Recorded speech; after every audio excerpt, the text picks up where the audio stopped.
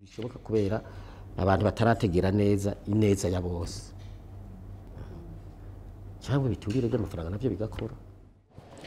Umuntu ariko aravuga ku bakenyezi nyene, umuntu aravye ku gisata c'inyigisho arabona yuko umurindi w'abigeme babandanya batwara imbanyi zitifujwe uba utera wongerekana. Mbega ku bwanyu ntimubona ko hoba hageze yuko urwaruka rw'abigeme baronswa uburyo bwo kwikingira imbanyi zitifujwe hambavu y'inyigisho zisanzwe basanzwe baronka? Uburyo bwo kwikingira ni umugambi utoroshe kuko si bake mugabo ni igikorwa ciza, ari igikorwa ciza.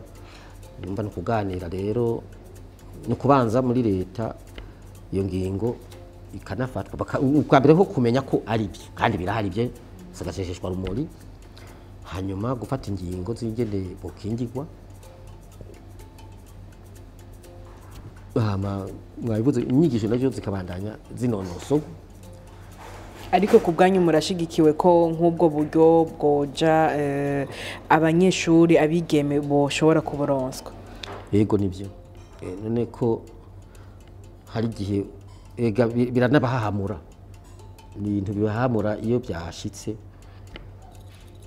Kandi nibaza ko mu gihugu hariho kameme ntuze programme ari kubakingira nuko gusa yoba itanonosowe cyane. N'amategeko arahari. Je ndibuka ko umukuru w'igihugu yari yarigeze gushinga itegeko ibwirizwa di hano uwo mwanya nyene nkibiraho abafashwe nk'uko bya bindi navuga ntibishoboka kubera abantu batarategera neza ineza ya bose cyangwa biturire by'amafaranga navyo bigakora.